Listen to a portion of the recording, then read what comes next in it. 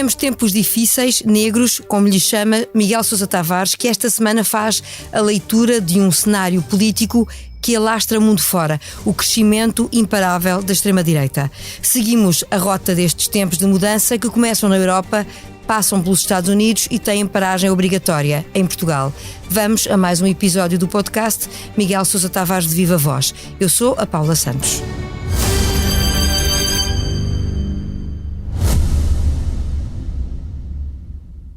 Subscrever o Expresso é ter acesso à melhor informação, a uma vasta oferta de conteúdos exclusivos e à opinião de referência. Subscrever o Expresso é tornar-se membro do nosso clube, poder ser voz ativa de uma comunidade informada e beneficiar de vantagens exclusivas. Subscreva o Expresso em expresso.pt/digital. Expresso. Liberdade para pensar. Olá, Miguel. Olá, Paula. Não se trata apenas de uma deriva política, mas civilizacional, escreve esta semana, um sinal dos tempos que não parece conhecer exceções. Devolvo-lhe a pergunta que serve de título à sua crónica no Expresso, para enquadrar a questão da expansão da extrema-direita. O que fazer, afinal? Perante uma resposta difícil, é tempo sobretudo de refletir sobre aquilo que já sabemos. Ora, o que fazer é uma célebre pergunta que é também o título de um livro do Lenin, que foi escrito quando ele estava no exílio na Suíça e comandava à distância a revolta bolchevique na Rússia contra o czar.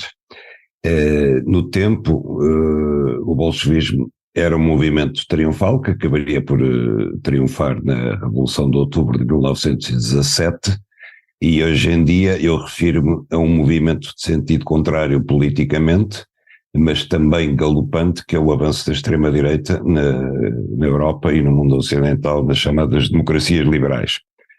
E a pergunta põe-se exatamente nos mesmos termos, embora por uma situação política e histórica completamente diferente. O que fazer contra este movimento, contra esta onda, que já não é subterrânea, que é claramente à superfície? Basta pensar que o partido de extrema-direita alemão, a AfD, a Alternativa para a Alemanha, tem 20% de votos no Parlamento e consta que está a subir ainda mais nas sondagens, não é? Está a subir ainda mais, está-se a aliar à extrema-direita nazi, que por enquanto ainda é ilegal, mas que já está aliada com a extrema-direita oficial, legalizada, digamos assim, e isso é apenas um dos países e um dos sintomas onde essa extrema-direita cresce. É uma extrema-direita anti-europeia, antidemocrática, de cariz racista, contra a imigração, contra o Islão, com um espírito de cruzadas que vem desde a antiguidade,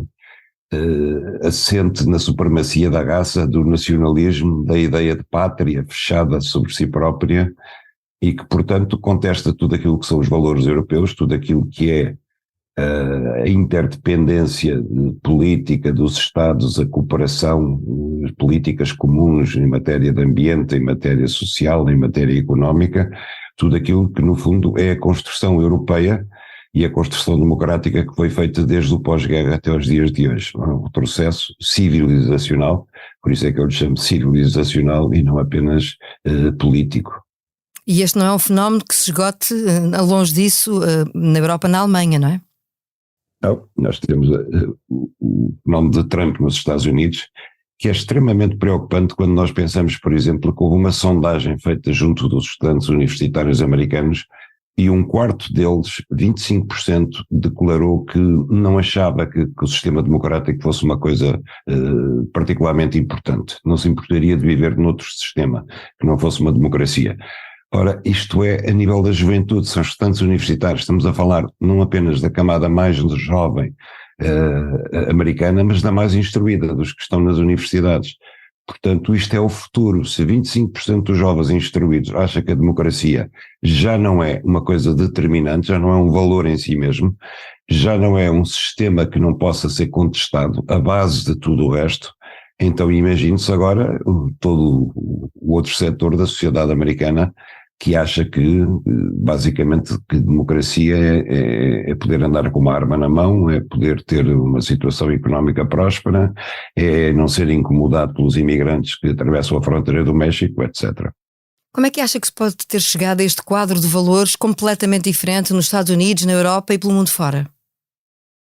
Eu acho que é um misto de uma ignorância triunfante numa sociedade que deixou de estar informada, deixou de ser culta, e do aproveitamento que os movimentos populistas fizeram dessa ignorância, porque a ignorância é sempre um terreno fértil para os demagogos. É aí que eles exploram as suas ideias, é aí que eles encontram os seus adeptos, é sempre aí que é fácil fazer passar mensagens que tornam aparentemente simples aquilo que são questões complexas, e as pessoas que não querem ou não têm interesse ou não têm tempo para estar informado, porque estar informado é uma coisa que custa tempo, custa espaço, exige um esforço próprio. Quando eu compro um jornal para estar informado, isso significa não apenas que eu vou realizar uma despesa, mas que eu vou, sobretudo, investir em tempo para ler o jornal, para estar informado, e há pessoas que dispensam isso e, portanto, preferem ir a uma rede social e rapidamente encontrar alguém que lhes dá. Sem escrutínio, no fundo, não é? Sem escrutínio, sem contraditório, sem acesso à credibilidade da informação que estão a receber, e nessa rede social está alguém comandado por um Big Brother na sombra, que produz um algoritmo que passa a todos a mesma mensagem, que é: isto é muito simples, é fácil, é correr com os imigrantes daqui e temos os problemas todos resolvidos, ou é correr com os políticos que são todos corruptos e o problema está resolvido, ou qualquer solução desse tipo aparentemente simples, que dispensa as pessoas de pensar, que dispensa as pessoas de estarem informadas e que dispensa as pessoas de falar com os outros, de ouvir as razões dos outros e de formar uma opinião por si mesmos. E isso é a base da democracia. A democracia nasceu em Atenas, em areópagos onde as pessoas se encontravam, onde discutiam umas com as outras e depois formava-se ali uma opinião que era a opinião dominante. Voltando ao caso dos Estados Unidos, tendo em conta os últimos resultados que nós conhecemos, acha que já é inevitável considerar que Trump vai mesmo regressar? Paulo, eu acho que já disse aqui que hoje em dia eu sou tão pessimista que eu acho que quando uma coisa pode correr bem ou mal, corre sempre mal. E eu vejo que há uma atração pelo mal e há uma onda galopante quando uma coisa má começa a crescer na política. Ela transforma-se numa onda que é quase incontrolável, é uma espécie de onda que vai acabar num tsunami, e esse tsunami acaba por ser invencível. Sobretudo porque do lado contrário nós temos uma pessoa, Joe Biden, que vai concorrer às eleições com 82 anos, Trump vai concorrer com 78, mas se ambos estão diminuídos intelectualmente, mentalmente, Biden está completamente diminuído fisicamente. Eu acho que é caso para dizer a Biden está na hora de ires dormir e a Trump está na hora de ires ver um psiquiatra, porque realmente é inacreditável como é que os Estados Unidos só têm uma escolha entre estes dois candidatos.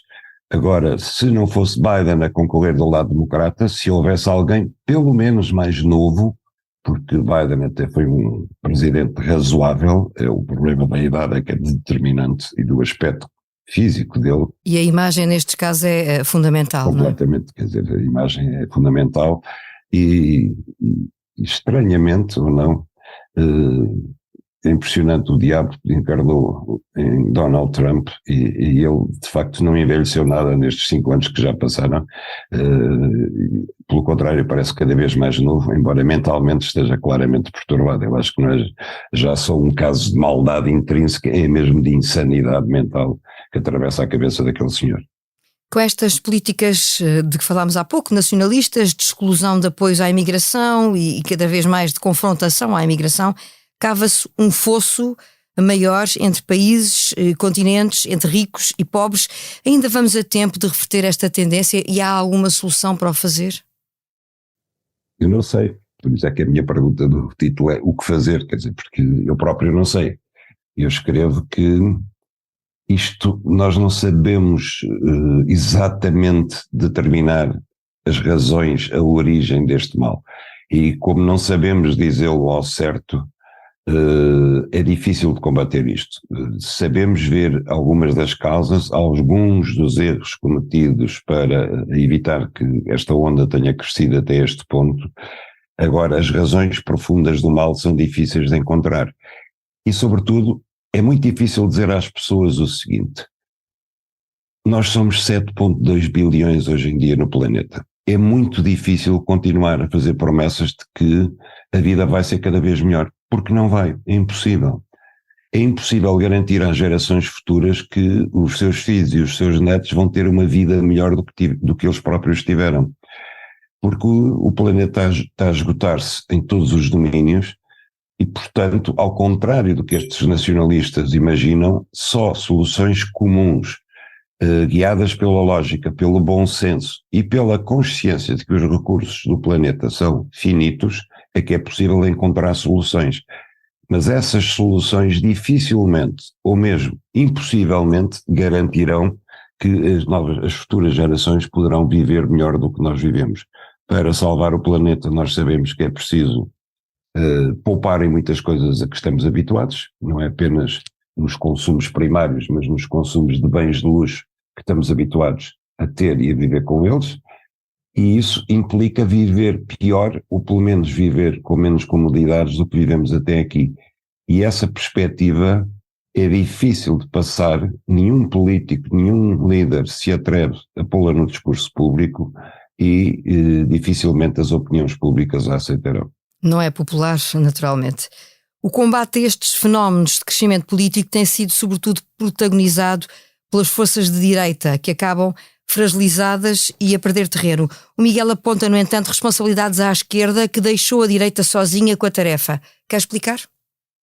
Eu dou o exemplo de Portugal, porque me faz muita impressão, eu quando leio textos de colunistas, ou mesmo quando ouço o discurso de políticos de esquerda, dizendo que o PSD e o CDS têm que se demarcar do Chega. Eu penso que isto é uma grande hipocrisia, porque é muito cómodo estar na posição da esquerda, do PS, do Bloco, do PCP, e dizer a tarefa de estender um cordão sanitário para a extrema-direita cabe à direita democrática, cabe ao PSD e ao CDS. A eles não, porque por natureza ninguém imagina que a esquerda se vá coligar com o Chega no governo, e portanto eles não têm nada que fazer. Eles só têm que passar a responsabilidade para a direita democrática. Isto é uma posição comodíssima. Pedro Nuno Santos disse que dificilmente via o PS a viabilizar um governo minoritário do PSD.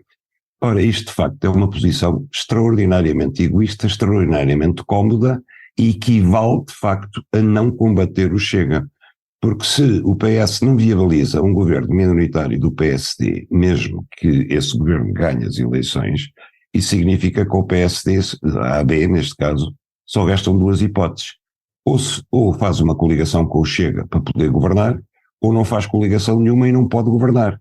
E, portanto, o PS tem aqui uma garantia de que governará sempre em minoria, a menos que o PSD se faça uma coligação com o Chega. E se a fizer, aí desata a esquerda toda aos gritos, que horror, juntaram-se com os fascistas, etc. Esta posição não apenas é cómoda, como é hipócrita, porque, de facto, exime a esquerda de ter qualquer responsabilidade, qualquer função no combate à extrema-direita e deixa tudo isso, toda essa missão, essa tarefa para o centro-direita. E o centro-direita, como eu escrevo também no meu texto, encarrega-se dessa tarefa e mata-se nessa tarefa. E depois, daqui a 4 anos, teremos o único combate final entre os socialistas, entre a esquerda e a extrema-direita. Já não haverá centro-direita. Então, acha que pode ser verdade aquilo que já ouvimos dizer, por exemplo, a figuras da área do PSD, de que é o PS que interessa nesta altura alimentar o Chega? Não sei se é exatamente assim. Sem olhar a longo prazo, não é? Digo eu. Agora, é ao PS que interessa passar a mensagem de que o Chega só terá futuro se o PSD o consentir e que, portanto, está nas mãos do PSD barrar o Chega. Só que isso implica também que o PSD não terá futuro nenhum, porque se o PS não o deixa governar em minoria, e se também não pode fazer coligação com o Chega, significa que estará eternamente afastado do poder. Isto não pode acabar bem, em nome da diversidade partidária até em Portugal, não é? Porque se extremam os blocos políticos. Exatamente. Continuamos na rota da política nacional, depois de mais uma semana marcada pelo furacão de uma investigação judicial, e assim chegamos ao improviso. A PJ chegou em força à Madeira, fez buscas, 3 detenções, entre as quais o atual Presidente da Câmara de Funchal, e constituiu o arguido Miguel Albuquerque, o Presidente do Governo Regional, que ainda antes de saber que tinha este estatuto confirmava que não se vai demitir. Há suspeitas de corrupção ativa, passiva, participação económica em negócio, prevaricação, abuso de poder e tráfico de influências. O processo ainda dá os primeiros passos e neste momento em que estamos a gravar são estes os desenvolvimentos. Mas podemos já fazer uma análise sobre o posicionamento e a primeira reação de Miguel Albuquerque. Acha que tem condições para se manter no cargo? Bom, em primeiro lugar, eu acho que a situação não é exatamente comparável àquela do 7 de novembro que levou à admissão de António Costa. Uma coisa é ser chefe do governo regional, que é um cargo importante sem dúvida, outra coisa é ser primeiro-ministro de Portugal todo, que é indiscutivelmente outra posição. António Costa nunca chegou a ser constituído arguido, mas as linhas do comunicado que apontavam suspeitas do seu envolvimento em crimes foram suficientes para o levar a demitir-se. Não é exatamente a mesma coisa. Também acho que com a frequência com que acontecem estes blitz do Ministério Público sobre titulares de cargos políticos, nós poderíamos chegar a uma situação em que qualquer operação destas automaticamente afastasse os titulares de cargos políticos com a maior facilidade e mesmo que depois se provasse anos depois que não tinha havido nada. Já percebemos em 7 de novembro que há uma outra maneira de derrubar governos sem ser na Assembleia da República ou por decisão do Presidente da República, que é por decisão da Procuradoria-Geral da República. E essa maneira de derrubar governos não é legítima. Portanto, eu acho que assisto aos titulares dos cargos políticos, se estão de consciência tranquila, a resistir à demissão apenas perante uma operação do Ministério Público. Isso é um ponto. Segundo ponto, não sei obviamente quais são os fundamentos desta operação, li que a investigação dura há 3 anos, sabemos todos que a Madeira é uma ilha à parte, não apenas geograficamente, mas politicamente no Portugal Democrático, sabemos que nunca houve outro governo na Madeira que não fosse o do PSD, sempre em maioria, sempre sem necessidade de coligações, agora por acaso tem uma coligação, mas governou sempre a seu belo prazer. Sabemos, obviamente, que, como diz aquela frase muito batida, o poder absoluto corrompe absolutamente e, portanto, não seria normal que, ao fim de 50 anos de governo, tudo aquilo se passasse com a maior das limpezas e a maior das transparências. Dito isto, e não violando qualquer presunção de inocência, é evidente que a Madeira é um círculo fechado e pequenino, onde negócios e políticas e governação da autarquia local está tudo intimamente misturado e, de facto, o que está em jogo ali é a construção civil, é a concessão do jogo, do casino, questões que já tinham sido levantadas pelo Tribunal de Contas, mesmo já tinham sido levantadas em Bruxelas, e aquilo que eu estranho aqui é a magnitude desta operação. Porquê 200 agentes da Polícia Judiciária transportados em 2 aviões militares? Porque é tudo feito assim com este estrondo habitual, e por que não uma coisa mais pequena, feita paulatinamente, e um processo podia ser sobre o jogo, o outro podia ser sobre esta empreitada, o outro sobre aquela empreitada, mas não, estamos mais uma vez perante um mega processo, onde mais uma vez o que parece pretender-se é julgar 50 anos do regime, 50 anos de um sistema que até pode estar eventualmente corrompido, mas que nos perguntamos porquê tudo de repente, porquê com esta dimensão toda, e já não me pergunto porquê nesta altura. Posso concluir então, em função das suas palavras, que acha que nesta fase Miguel Albuquerque fez bem em manter-se em funções? Eu acho que, não sei se fez bem ou mal, eu não estou dentro da cabeça dele, não estou dentro do processo, agora acho que por enquanto não é apenas porque o constitui em arguido, e como ele disse e tem razão, a constituição de arguido por si própria não envolve qualquer pré-condenação, antes pelo contrário, é um instrumento que visa garantir direitos de defesa. e, portanto, não é para alguém ser constituído ou erguido que tem que imediatamente renunciar às funções que desempenha, sejam políticas, sejam de outra natureza. Naturalmente que este é também um daqueles fortes abalos para o PSD, ainda assim, numa semana onde se prometiam desenvolvimentos na campanha da AD, depois de uma convenção, e mesmo a surgir no dia da apresentação da estratégia económica da coligação. Acha que é mais uma semana para esquecer para Luís Montenegro?